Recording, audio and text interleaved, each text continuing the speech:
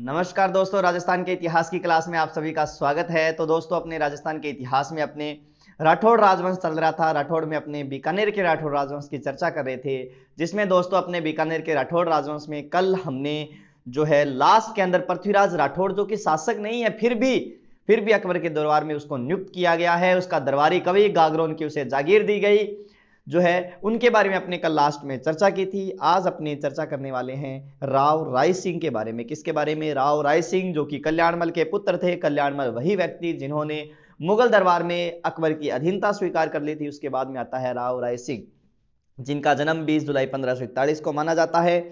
अकबर वह जहांगीर की सेवा की और इन्हीं के शासनकाल का मुगल साम्राज्य का क्या कहलाता है? मुगल साम्राज्य का सर्वोच्च स्तंभ कहलाता है। क्या कहलाता है? मुगल साम्राज्य का सर्वोच्च स्तंभ कहा जाता है। किसको? राय सिंह को। और राय सिंह जो है मुगलों का मनसबदार बनने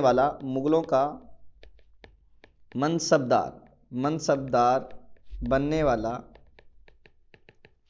बीकानेर का प्रथम राजकुमार था। प्रथम क्या था? ये राजकुमार आता है। और ध्यान रखना, यह जो है राजपुताने में इसकी दूसरी सबसे बड़ी मनसबदारी थी। दूसरी सबसे बड़ी मनसबदारी रखने वाला राजपुताने का दूसरी सबसे बड़ी मनसबदारी अकबर के द्वारा इसे प्रदान की गई। मतलब मनसबदारी इसे क्या की गई थी? अकबर के द्वारा प्रदान की गई। मतलब ध्यान रखना, इसके प्रारंभ में मनसबदारी कितनी थी? 4 हजारी थी। बाद में इसकी 5 कर दी गई थी। और जहांगीर के समय में भी इसकी मनसबदारी कितनी थी? तो जहांगीर के समय में भी इसकी मनसबदारी कितनी आ गई थी? 5 हजारी मनसबदारी का जो है हकदार था, वो कौन था? तो वो था राय सिंह। ठीक है ना। राय सिंह को जो है ध्यान रखना, जब भी जोधपुर के अंदर चंद्रसेन नहीं होगा तो राय सिंह को जोधपुर का क्या बनाया जाएगा? जोधपुर का प्रशासक नियुक्त किया जाएगा। प्रशासक बनाया जाएगा। क्या बनाया जाएगा? प्रशासक बनाया जाएगा। और इसे बार बार क्या भेजा जा रहा है? सैन्य अभियानों पर भेजा जा रहा है। किसके द्वारा? अकबर के द्वारा। इसे काबुल सैन्य अभियान पर भेजा गया, इसे गुजरात सैन्य अभियान पर भेजा गया, इसे कंधार सैन्य अभियान पर भेजा गया, इसे सिवाना सैन्य अभियान पर भेजा गया। किसके विरुद्ध भेजा गया है? चंद्रसेन के विरुद्ध भेजा गया है। किसके विरुद्ध? चंद्रसेन के विरुद्ध जो है इसे भेजा गया है। सैन्य अभियानों पर भेजा गया। काबुल है, गुजरात है, कंधार है, सिवाना है, इन चंद्रसेन के विरुद्ध इन सैन्य अभियानों पर इसे भेजा गया है। और सिरोही का जो राजा है, सिरोही का राजा जिसका नाम था देवड़ा सुल्तान, इस देवरा सुल्तान के जो है विरुद्ध अकबर का अभियान था। अकबर का क्या था? अभियान था। और इस अभियान में जो है, ये अभियान जो है किस नाम से? दत्तानी के युद्ध के नाम से जाना जाता है। यह सैन्य अभियान दत्तानी के युद्ध के नाम से जाना जाता है। 1583 ईस्वी में हुआ था। दत्तानी के युद्ध के नाम से जाना जाता है। 1583 ईस्वी में हुआ था, जिसमें सिरोही का शासक क्या हुआ था? पराजित हुआ था। क्या हुआ? पराजित हुआ, जिससे जो है दत्तानी के युद्ध में जो है सिरोही पर क्या हो गया था? अकबर का अधिकार हो गया। ठीक है ना, अधिकार हो गया, अकबर का अधिकार हो गया। इस युद्ध दत्तानी के युद्ध में भी अकबर का सहयोग किया था। किसने? बीकानेर के राय सिंह ने। और इस युद्ध में जो मुगलों का एक सहयोगी था, प्रतिनिधि था, जिसका नाम था जगमाल, जो कि महाराणा प्रताप का सौतेला भाई था। ये जगमाल इस युद्ध में क्या होता है? दत्तानी के युद्ध में 1583 में जो हुआ था, इसमें मारा गया था। जगमाल जो है इस युद्ध में जो है वो क्या है कि मारा जाता है। और अकबर के द्वारा राय सिंह का सहयोग प्राप्त करने के लिए अकबर के द्वारा जागीर के रूप में राय सिंह को 47 परगने दिए गए थे। कितने? 47 परगने दिए गए थे। और 1593 में इसे जूनागढ़ प्रदेश, 1604 में शमशाबाद की जागीर और नूरपुर की जागीर, किसकी? नूरपुर की जागीर प्रदान की गई थी। इसे जागीर प्रदान की गई थी। नूरपुर की जागीर प्रदान की गई थी। किसे दी गई थी? तो अकबर के द्वारा जूनागढ़ प्रदेश, शमशाबाद, नूरपुर की जागीर जो है वो किसको? बीकानेर के राय सिंह को प्रदान की गई थी। किसको? बीकानेर के राय सिंह को। बात सन 1573 ईस्वी की है कि मालवा के मिर्जा बंधु थे। मालवा के कौन थे? मिर्जा बंधु थे। इन बंधुओं मिर्जा बंधुओं के दमन का दमन का क्या किया था इन्होंने, मतलब दमन किया था या फिर इनके विरोध का दमन किया था। मिर्जा बंधुओं के विरोध का दमन किसने किया है? बीकानेर के राय सिंह ने किया था। बीकानेर के राय सिंह ने किया था। किसने किया है? बीकानेर के राय सिंह ने इनके विरोध का क्या किया है? दमन किया है। मिर्जा बंधुओं में नाम आते हैं इब्राहिम मिर्जा और मोहम्मद मिर्जा। इब्राहिम मिर्जा और दूसरे का नाम क्या है? मोहम्मद मिर्जा। क्या नाम आता है? मोहम्मद मिर्जा। इन मिर्जा बंधुओं के विद्रोह का क्या किया था? दमन किया था। ये और दमन ये किसने किया है? बीकानेर के राय सिंह ने किया है। ठीक है ना। और अकबर को बंदी बना लिया गया था इन मिर्जा बंधुओं के द्वारा। तो इन मिर्जा बंधुओं से जो है अकबर को छुड़ाकर लाया था। कौन लाया? अकबर को छुड़ाकर लाया है। वो कौन लाया था अकबर को छुड़ाकर? तो अकबर को छुड़ाकर लाया है कौन? राय सिंह। बीकानेर का राय सिंह लाया है। बीकानेर राय सिंह जो है 1574 ईस्वी में शासक बने थे। और किस उपाधि के साथ? महाराजा धीराज। महाराजा धीराज की उपाधि के साथ बीकानेर के राय सिंह जो है वो जोधपुर के क्या बने हैं? शासक बने हैं। और इन्हीं के प्रधानमंत्री थे। प्रधानमंत्री का नाम आता है, क्या नाम था? करमचंद्र। क्या नाम था? करमचंद्र। और इन्हीं के एक दरबारी थे जिनका नाम है जय सोम। क्या नाम आता है? जय सोम। कुछ इतिहासकारों के अनुसार करमचंद्र ही जय सोम है, जय सोमी करमचंद्र है। करमचंद्र ही जय सोम है, जय सोमी करमचंद्र है। तो इनके दरबारी जय सोम ने ग्रंथ लिखा था करमचंद्र वंशोत कीर्तनकम काव्यम। करमचंद्र वंशोत कीर्तनकम काव्यम ग्रंथ की रचना जो है वो किसने की थी? जय सोम ने की। करमचंद्र वंशोत कीर्तनकम काव्यम। क्या लिखा हुआ है? करमचंद्र वंशोत कीर्तनकम काव्यम। करमचंद्र वंशोत कीर्तनकम काव्यम ग्रंथ की रचना जो है वो किसने की थी? जो इसके दरबारी कवि है जिसका नाम क्या है? दरबारी विद्वान जय सोम के द्वारा। और इसमें इस ग्रंथ में राय सिंह को, किसको? राय सिंह को राजेंद्र कहा गया है। क्या कहा गया है? राजेंद्र। क्या कहा गया है? राजेंद्र। और इसके साथ साथ रायन की उपाधि दी गई है राय सिंह को। क्या कहा गया इसमें? राजेंद्र और रायन कहा गया है। क्या कहा गया है? राजेंद्र और रायन कहा गया है। किसे कहा गया है? तो राय सिंह को राजेंद्र या रायन किस में कहा गया है? करमचंद्र वंशोत कीर्तनकम काव्यम में कहा गया है। राय सिंह ने ग्रंथ लिखे थे। राय सिंह ने कौन लिखा है? कौन सा ग्रंथ लिखा है? तो इसने राय सिंह महोत्सव लिखा है। क्या लिखा है? राय सिंह महोत्सव। संस्कृत भाषा के अंदर लिखा है राय सिंह महोत्सव। ठीक है ना। वेदक वंशावली लिखा है। क्या लिखा है? वेदक वंशावली नामक ग्रंथ की रचना की है इसने।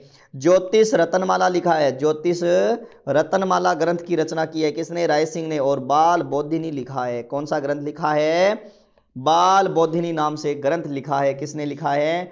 राय सिंह ने लिखा है। क्या लिखा है? राय सिंह ने। राय सिंह महोत्सव, वेदक वंशावली, ज्योतिष रतनमाला, बाल बोधिनी नामक ग्रंथ की रचना जो है वो किसने की है?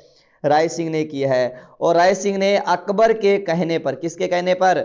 अकबर के कहने पर भद्रकाली माता के मंदिर का निर्माण करवाया था। किसका? भद्रकाली माता के मंदिर का निर्माण। मंदिर का निर्माण जो है वो भद्रकाली माता के मंदिर का निर्माण किसने करवाया है? तो भद्रकाली माता के मंदिर का निर्माण किसने करवाया है? राय सिंह ने करवाया है। किसने करवाया है? राय सिंह ने करवाया है। और राय सिंह ने ही जमीन का जेवर बनवाया। जमीन का जेवर किला कौन सा? तो जूनागढ़ किला। कौन सा किला है? जूनागढ़ किला है। जूनागढ़ किला जमीन का जेवर, ये इसका निर्माण जो है वो किसने करवाया? राय सिंह ने करवाया। इसका निर्माण कब से कब तक? तो ध्यान रखना 1589 से लेकर 1594 ईस्वी तक हिंदू मुस्लिम शैली में निर्मित है। ये किस में है? हिंदू प्लस मुस्लिम शैली में निर्मित है। हिंदू और मुस्लिम शैली में निर्मित है इसका निर्माण। और इसके जो है वास्तुकार जो है, वास्तुकार इसके लेके जैन मुनि जैता। किसको माना जाता है? जैन मुनि जैता। किसकी देखरेख में? तो ध्यान रखना करमचंद की देखरेख में। करमचंद की देखरेख में। और इसका जो मुख्य दरवाजा है, मुख्य प्रवेश द्वार जो है वो सूरजपोल के नाम से जाना जाता है, जिसके किनारे गणेश मंदिर बना हुआ है। और यहीं पर ही राय सिंह प्रशस्ति अंकित है, जिसके प्रशस्तिकार जो है वो कौन माने जाते हैं? जैता ही माने जाते हैं। ठीक है ना। इसके प्रशस्तिकार भी कौन है? जैता। और इसे राय सिंह प्रशस्ति को ही जूनागढ़ प्रशस्ति के नाम से जाना जाता है, जो 1594 ईस्वी की है। किस नाम से? जूनागढ़ प्रशस्ति के नाम से भी इसे जाना जाता है। किस प्रशस्ति को? राय सिंह प्रशस्ति को। और इसी सूरजपोल के दोनों किनारों पर महाराणा उदय सिंह के दरबारी वीर विद्वान वीर सेनापति जिनका नाम आता है, जो है वीर सेनापति है, उनका नाम आता है जयमल और पत्ता। जयमल, क्या नाम आता है? जयमल प्लस पत्ता। जयमल और पत्ता की जो है गजारूढ़ पाषाण मूर्तियां बनी हुई है। पाषाण मूर्तियां बनी हुई है, गजारूढ़ पाषाण मूर्तियां बनी हुई है। ठीक है ना? गजारूढ़ पाषाण मूर्तियां जो है वो कहाँ बनी हुई है? जयमल और पत्ता की गजारूढ़ पाषाण मूर्तियां जो है वो कहाँ बनी हुई है? जूनागढ़ दुर्ग के पास में बनी हुई है। कहाँ? जूनागढ़ दुर्ग के मुख्य प्रवेश द्वार पर बनी हुई है।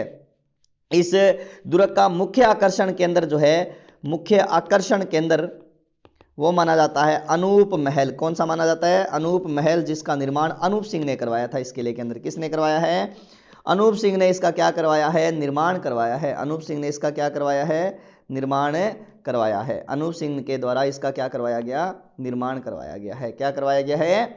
निर्माण करवाया गया है। ठीक है ना? तो ध्यान रखना। और मुंशी देवी प्रसाद ने, ध्यान रखना, मुंशी देवी प्रसाद ने राय सिंह को राजपुताने का करण कहा है। करण कहा है। मुंशी देवी प्रसाद ने राजपुताने का करण जो है वो किसे कहा है? मुंशी देवी प्रसाद ने राजपुताने का करण राय सिंह को कहा है। किसको कहा है? राय सिंह को। और दूसरी बात, बीकानेर चित्रशैली का प्रारंभ, बीकानेर चित्रशैली का प्रारंभ राय सिंह के काल में, राय सिंह के काल में माना जाता है। ठीक है ना? तो एक बार अकबर के द्वारा जो है राय सिंह को, बीकानेर के राय सिंह को दक्षिण भारत के अभियान पर भेजा गया। तो दक्षिण भारत के अभियान पर जब यह मध्य प्रदेश में था तो इसने वहां पर एक फोग वृक्ष को देखा, और फोग वृक्ष को देखा और देखकर उसे लिपट गया और कहा कि तू से देसी रूखड़ा, मैं परदेसी लोग, मान्य तो अकबर तेड़िया, तू क्यों आयो फोग। अर्थात क्या, तू तो अपने राजस्थान का मूल निवासी है, स्थानीय निवासी है, तू तो देसी रूखड़ा, मैं परदेसी लोग। ठीक है, मन ने तो अकबर भेजू है, तू अटके करे फोग। इस तरह से जो है इसने उसको देखकर लिपट कर यह दोहा भी कहा था, ध्यान रखना। और इसके शासनकाल में अकाल, बहुत बड़ा अकाल पड़ा था, तो इस अकाल कार्य हेतु इसने जो है सदावर्त खोले थे, सदावर्त खोले हैं, पशुओं के लिए चारे की व्यवस्था की है, इसीलिए इसको राजपुताने का करण कहा जाता है। ये भी बात ध्यान रखना। ठीक है ना? और 21 जनवरी 1612 ईस्वी को बुरहानपुर एमपी, ताप्ती नदी के किनारे, कौन सी नदी किनारे? ताप्ती नदी के किनारे इनकी क्या हो जाती है? मृत्यु हो जाती है। और एक चीज ध्यान रखना, राय सिंह ने राय सिंह नगर कस्बा बसाया था। क्या बसाया था? कस्बा बसाया था। क्या बसाया था? कस्बा बसाया था। तो ये बीकानेर का राय सिंह है जो आपके सामने है। मेन बात जो है ग्रंथ याद रखना आप कौन कौन से हैं। इसके बाद में जो है राय सिंह के वंशज, राय सिंह के वंशजों में ध्यान रखना, राय सिंह के दो पुत्र थे, एक का नाम था सूर सिंह और एक का नाम था क्या? दलपत सिंह। ठीक है ना? सूर सिंह और दलपत सिंह। ठीक है ना? सूर सिंह और दलपत सिंह। राय सिंह के द्वारा इस सूर सिंह को रानी बटियानी रानी के कहने पर, किसके कहने पर? बटियानी रानी, गंगा नाम था उसका, कहने पर अपने छोटे पुत्र, या छोटा पुत्र था, इस छोटा पुत्र को क्या बना दिया था? उत्तराधिकारी बना दिया। राय सिंह ने उत्तराधिकारी बनाया किसे? सूर सिंह को। लेकिन जहांगीर ने राजगद्दी के लिए फरमान, राजगद्दी हेतु फरमान किसको भेज दिया? दलपत सिंह को। तो जहांगीर जो है, जहांगीर ने, क्योंकि मुगल बादशाह है और मुगल बादशाहों के अधीन है, क्योंकि राय सिंह से नाराज था, लास्ट में नाराज हो गया था कौन? तो जहांगीर, इसीलिए जहांगीर ने जो है दलपत सिंह को क्या बना दिया? राजा बना दिया। तो भावी राजा जो है इसमें कौन बनेगा? दलपत सिंह बनेगा। कौन? दलपत सिंह। राय सिंह का बड़ा पुत्र है, रहेगा थोड़े समय, 1612 से लेकर 1613 ईस्वी तक इसने शासन किया था। किसने? दलपत सिंह ने। जहांगीर के द्वारा बीकानेर का शासक बनाया गया। किसके द्वारा? जहांगीर के द्वारा बीकानेर का शासक बनाया गया। जहांगीर के द्वारा बीकानेर का शासक बना। मुगल विरोधी कार्य किए इसने, मुगल विरोधी कार्य करने के कारण जहांगीर ने इसे मृत्यु दंड दिलवा दिया। क्या कर दिया? मृत्यु दंड दिलवा दिया। जहांगीर ने इसे क्या किया, मृत्युदंड दिलवा दिया। और दलपत सिंह की मृत्यु के पश्चात इसकी 6 रानियां इसके साथ क्या हुई, सती हुई, जिनकी छतरी जो है, इन 6 रानियों की छतरी जो है वो कौन से दुर्ग में, बटनेर दुर्ग में बनी हुई है। बटनेर दुर्ग जो है कहाँ पड़ता है, एचएमओ हनुमानगढ़ में पड़ता है, यहाँ बनी हुई है इन 6 रानियों की छतरियाँ। इसके बाद में राजा बना जिसका नाम क्या था, सूरसिंह। क्या बना, सूरसिंह। राय सिंह का छोटा पुत्र है सूरसिंह, जिसने लगभग 1613 ईस्वी से लेकर 1631 ईस्वी तक क्या किया था, शासन किया था। 1613 से 1631 ईस्वी तक इसने क्या किया है, शासन किया है। ठीक है ना। जहांगीर और शाहजहां की सेवा की थी इसने, जहांगीर प्लस किसकी, शाहजहां की सेवा की। ठीक है ना।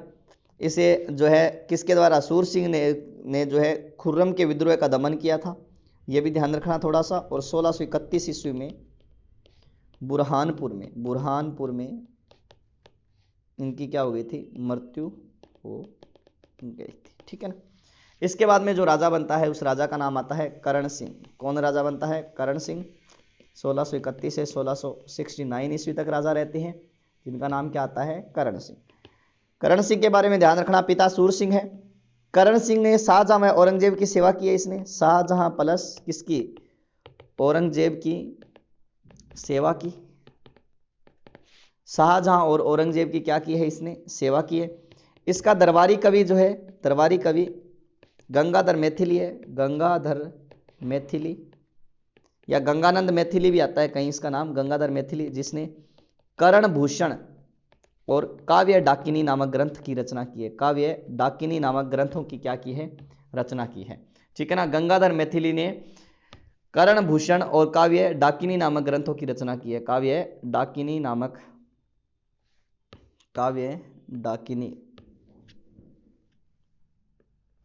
ग्रंथों की क्या की है, इन्होंने रचना की है। ठीक है ना। और देशनोक में करणी माता की जो है मंदिर है, देशनोक में जो मंदिर बना हुआ है उस मंदिर का निर्माण कार्य भी किया था इसने, निर्माण कार्य। लेकिन इस निर्माण कार्य को पूरा किसने किया था, तो पूर्ण किया किसने, सूरत सिंह ने किया था। बीकानेर के राजा सूरत सिंह ने इसे मंदिर को पूर्ण किया था, ध्यान रखना। और इसके समय में हमने पढ़ ली, मतीरे की राड़ हुई थी 1644 में, हमने वहां पर पढ़ लिया इस मतीरे की राड़ को। मतीरे की राड़ हुई थी कौन कौन से, बीकानेर प्लस नागौर के बीच में। और नागौर का राजा जो है वो कौन था, नागौर का राजा आपको पता ही है, अमर सिंह राठौड़ था। और बीकानेर का राजा कौन है, करण सिंह के मध्य। प्रारंभ में करण सिंह की विजय और बाद में अमर सिंह की विजय मानी जाती है। इसके अंदर जो है एक तरह से कह सकते हो, प्रारंभ में अमर सिंह जीता था और बाद में करण सिंह की इसमें क्या मानी जाती है, मतीरे की राड़ में विजय मानी जाती है। इसके बाद में आपके पता है कि शाहजहां बीमार हुआ तो शाहजहां के उत्तराधिकारी थे, जिसमें उत्तराधिकारी संघर्ष हुआ है। पहले का नाम आता है दारा शिकोह है, दूसरा है औरंगजेब, कौन सा है जेब है, औरंगजेब। तीसरा है मुराद और चौथा कौन सा है, सुजा है। कौन है, सुजा है। तो इस करण सिंह ने औरंगजेब की सहायता की थी उत्तराधिकारी संघर्ष में। 5 युद्ध मैंने आपको बताए थे, 5 संघर्ष हुए थे। इन संघर्षों में जो है इसने उत्तराधिकारी संघर्ष में औरंगजेब की क्या की थी, मदद की थी। ठीक है ना। और लेकिन शाहजहां ने अपना उत्तराधिकारी किसे बनाया था, दारा शिकोह बनाया था। उत्तराधिकारी तो किसको बनाया, दारा शिकोह को। लेकिन ये जो है करण सिंह किसकी मदद करेगा, औरंगजेब की। और औरंगजेब की मदद करते करते इसने, करण सिंह ने अपने दो पुत्र केसरी सिंह है प्लस पदम सिंह है, पदम सिंह को औरंगजेब की हेल्प हेतु भेजा, औरंगजेब की सहायता हेतु भेजा था। औरंगजेब की सहायता हेतु अपने 2 पुत्र केसरी सिंह और पदम सिंह को औरंगजेब की सहायता हेतु भेजा था। किसने भेजा था, औरंगजेब की सहायता हेतु केसरी सिंह और पदम सिंह को औरंगजेब की सहायता हेतु भेजा। किसने भेजा था, तो करण सिंह ने भेजा। और ये दोनों ही पुत्र जो है इस उत्तराधिकारी संघर्ष में दोनों ही पुत्र क्या है, मारे गए, वीरगति को प्राप्त हो गए थे। इससे औरंगजेब बहुत प्रसन्न हुआ। औरंगजेब क्या हुआ, बहुत प्रसन्न हुआ और औरंगजेब विजयी रहा। अंत में आपको पता है औरंगजेब विजयी रहा था अंत में। और विजयी रहा जब ये राजा बना, मतलब बादशाह बना, बादशाह की उपाधि धारण की, तो इसने एक उपाधि और आलमगीर की उपाधि धारण की थी। किसने धारण की, औरंगजेब ने। आलमगीर मतलब संपूर्ण दुनिया को जीतने वाला। और यही उपाधि इसने हेल्प के लिए किसको दी थी? करने हेतु करण सिंह को भी दी, करण सिंह को भी दी थी, ठीक है ना, करण सिंह को भी दी थी। और करण सिंह को जंगलधर बादशाह के उपनाम से भी जाना जाता है, क्योंकि इसने विदेशी उज्बेकों के आक्रमण को रोका था। जंगलधर बादशाह भी कहा जाता है करण सिंह को। करण सिंह को उज्बेकों के या विदेशी मुसलमानों के आक्रमण को रोकने के कारण इसे क्या कहा जाता है? जंगलधर बादशाह कहा जाता है। क्या कहा जाता है? जंगलधर बादशाह कहा जाता है, ठीक है ना। ये जो मिला है आपके, ये मिला है चिंतामणि भट्ट का ग्रंथ है जिसका नाम है सुक सप्तति। चिंतामणि भट्ट का ग्रंथ है, चिंतामणि भट्ट का ये ग्रंथ है सुक्त सप्तति। इसमें इसे जंगलधर बादशाह कहा जाता है। क्या कहा जाता है? बादशाह कहा जाता है। और करण सिंह ने कई विद्वानों के सहयोग से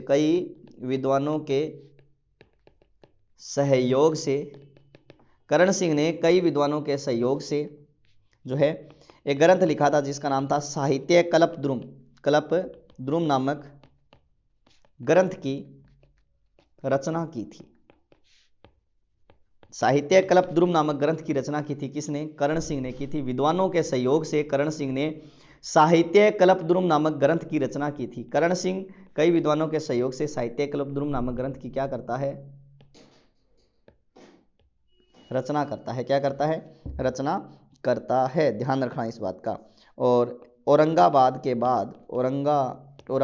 के पास, ये औरंगाबाद महाराष्ट्र में पड़ता है, अपने बसाए हुए नगर कर्णपुरा नामक स्थान पर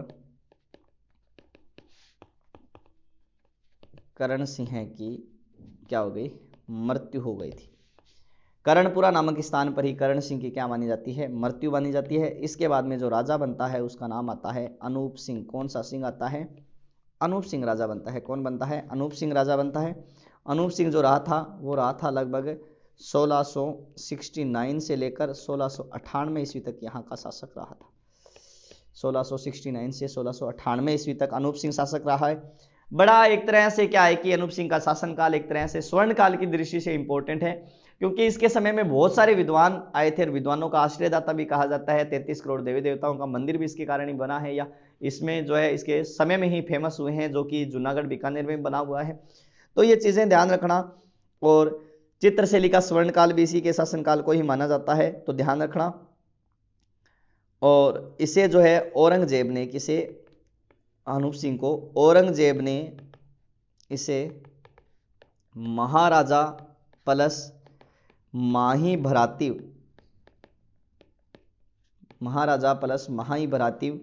की उपाधि प्रदान की थी।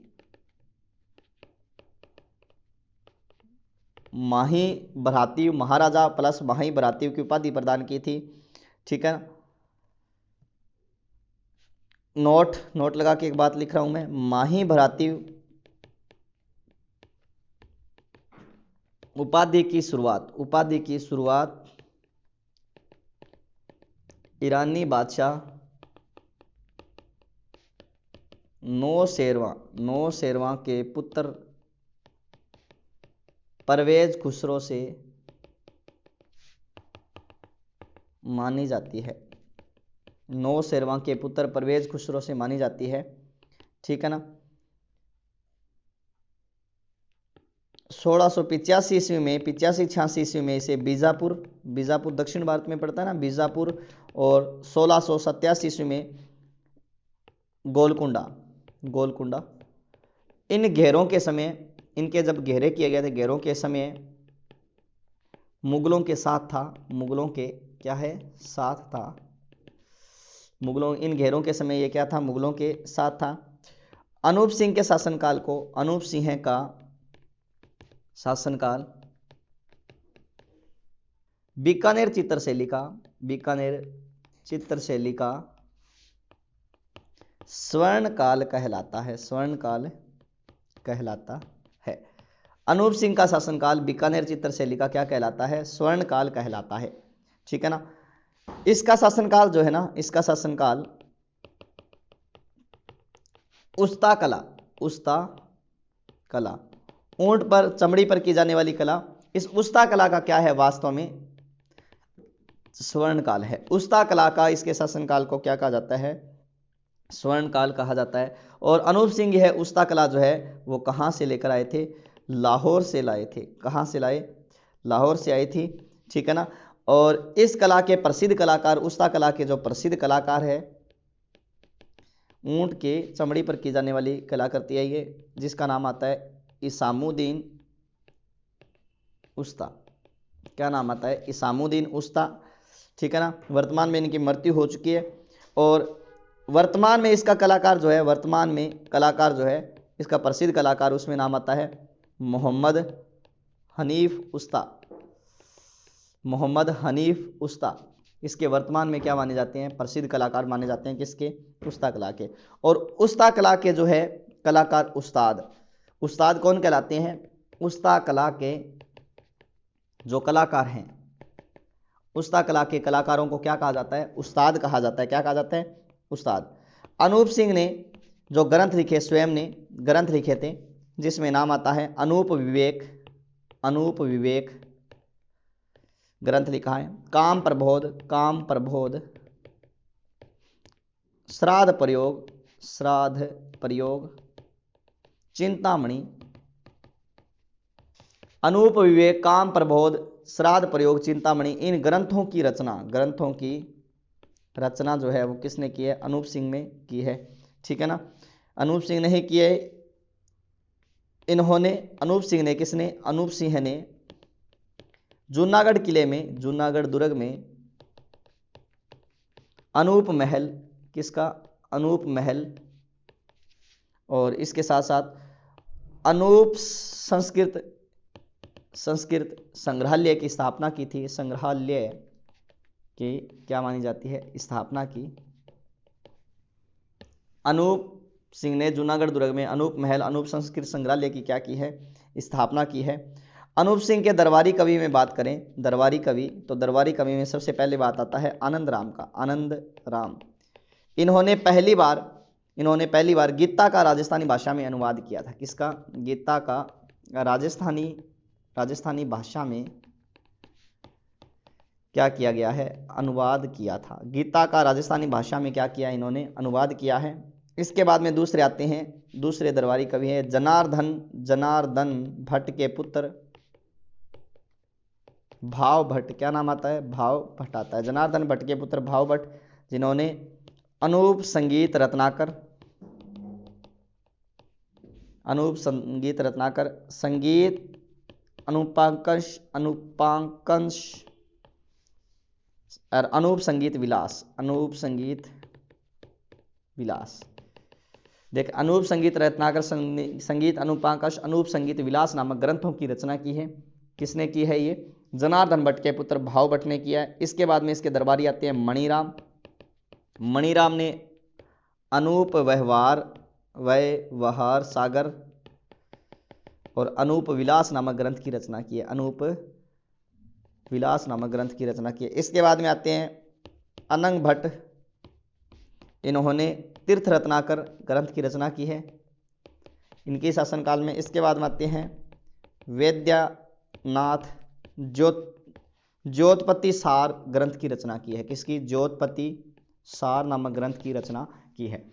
तो इस तरह से इनके दरबार में विद्वान ही विद्वान थे। पहला आनंद राम आता है, गीता का राजस्थानी भाषा में अनुवाद करने वाले। जनार्दन भट्ट के पुत्र भाव भट्ट, अनूप संगीत रत्नाकर, संगीत अनुपाकंश, अनूप संगीत विलास ग्रंथ की रचना की। मणिराम ने अनूप व्यवहार सागर और अनूप विलास नामक ग्रंथ की रचना की है। इसके बाद में अनंग भट्ट ने तीर्थ रत्नाकर और वैद्यनाथ ने ज्योतपति सार ग्रंथों की क्या की है? जो है रचना की है। इसीलिए अनूप सिंह का शासनकाल, किसका?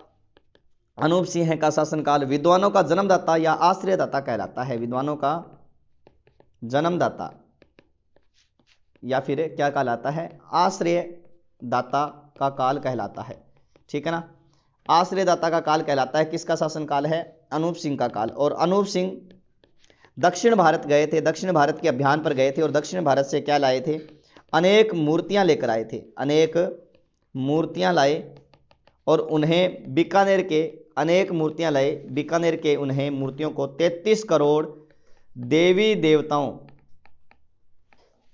के मंदिर में स्थापित करवाई थी। इन मूर्तियों को के मंदिर में क्या करवाई है? 33 करोड़ देवी देवताओं के मंदिर में स्थापित करवाई। इसीलिए मतलब ये मंदिर की क्या हो गई थी, प्रसिद्धि हो गई थी। और अनूप सिंह ने चुंगेर की स्थापना की। चुंगेर का मतलब है अनूपगढ़ की, अनूपगढ़ की क्या की है, अनूप सिंह ने स्थापना की है। क्या की है, अनूप सिंह ने स्थापना की है। इसी के साथ ही अनूप सिंह क्या होते हैं, कंप्लीट होते हैं। तो मतलब एक तरह से विद्वतापूर्ण ही काल है इनका, किनका, अनूप सिंह का शासनकाल विद्वतापूर्ण ही है। चाहे इन्होंने खुद ने ग्रंथ की रचना की है, चाहे इनके दरबारियों ने ग्रंथ की रचना की है। इसके बाद में अनूप सिंह के बाद में स्वरूप सिंह आते हैं। कौन आते हैं, स्वरूप सिंह, जिन्होंने 1698 से लेकर 1700 ईस्वी तक शासन किया। स्वरूप सिंह के बाद में सुजान सिंह आते हैं। कौन आते हैं, सुजान सिंह, 1700 लेकर 1735 ईस्वी तक शासन किया। सुजान सिंह के बाद में जो सुजान सिंह, ध्यान रखना ये स्वरूप सिंह के छोटे भाई थे। इनके शासनकाल में जो है मारवाड़ के शासक अजीत सिंह, वह नागौर के शासक बख्तावर सिंह ने बीकानेर पर आक्रमण किया था। ठीक है ना, मारवाड़ के शासक ने अजीत सिंह ने और नागौर के शासक बख्त सिंह ने जो बीकानेर पर क्या किया है, बख्तावर सिंह ने बीकानेर पर आक्रमण किया है। नागौर का उस समय कौन है, बख्तावर सिंह है, बख्तावर, और मारवाड़ का कौन है, अजीत सिंह है। दोनों ने आक्रमण किया था, लेकिन ये दोनों आक्रमण में क्या रह गए थे, असफल रह गए थे। सुजान सिंह के बाद में आता है आपके जोरावर सिंह। कौन आते हैं, जोरावर सिंह, 1735 से लेकर 1746 तक इनका शासन रहता है। किनका, जोरावर सिंह। ठीक है ना, राव जोरावर सिंह ने हुरड़ा सम्मेलन में सुजान सिंह की तरफ से या बीकानेर की तरफ से क्या लिया था, भाग लिया था। बीकानेर के प्रतिनिधि के रूप में इन्होंने हुरड़ा सम्मेलन में क्या लिया है, भाग लिया है। इसके बाद में आते हैं गद सिंह। कौन आते हैं, गद सिंह आते हैं। तो गद सिंह जो रहते हैं वो 1746 से लेकर 1787 तक रहते हैं। कब से कब तक है, 1746 से 1787 तक रहते हैं। मुगल बादशाह शाह आलम ने इन्हें, किसने, शाह आलम ने इन्हें उपाधि दी थी, जिस उपाधि का नाम है महाराजा धीराज, राज राजेश्वर, महाराज शिरोमणि, महाराज शिरोमणि श्री गज सिंह महाराज, गज सिंह महाराज। ये इनको उपाधि दी गई थी। किसके द्वारा उपाधि प्रदान की गई है, तो मुगल बादशाह शाह आलम के द्वारा इनको उपाधि दी गई थी महाराजा धीराज, राज राजेश्वर, महाराज शिरोमणि श्री गज सिंह महाराज। गज सिंह को उपाधि दी गई थी। ठीक है ना, इनके समय में 1735 ईस्वी में, सॉरी 1753 ईस्वी में, इनके समय में 1753 ईस्वी में इनके समय में विद्यासर, विद्यासर कहाँ पड़ता है, चूरू, चूरू में जो है विद्यासर, चूरू में इनके समय में तांबे की खान निकली थी। तांबे की क्या निकली थी, खान निकली। ठीक है ना, तांबे की खान निकली थी इनके समय में। कहाँ, विद्यासर चूरू में तांबे की खान निकली थी। और एक बात विशेषतः ध्यान रखना कि इनके दरबार में गोपीनाथ गार्डन, ठीक है, इन्हें ही काशीनाथ गार्डन भी कहा जाता है। क्या कहा जाता है, काशीनाथ गार्डन भी कहा जाता है। इन्होंने गज सिंह जीरो रूपक ग्रंथ की रचना की थी। किसने, गज सिंह जीरो रूपक नामक ग्रंथ की रचना की थी। किसने, गोपीनाथ गार्डन ने। इसके बाद में जो राजा बनते हैं उस राजा का नाम आता है सूरत सिंह। क्या नाम आता है, सूरत सिंह। 1787 से लेकर 1828 तक राजा बनते हैं। सूरत सिंह, वही सूरत सिंह जिसने बटनेर पर आक्रमण किया था, वही सूरत सिंह जिसने बीकानेर जो है बीकानेर का शासक सूरत सिंह जिसने चूरू पर आक्रमण किया और चूरू का किला चांदी के किले के नाम से विख्यात हो गया। देखेंगे अपने जो है इस सूरत सिंह के साथ अगले एपिसोड में। तो आज तक के लिए इतना ही। धन्यवाद दोस्तों, मिलते हैं कल एक नए शासक सूरत सिंह के साथ।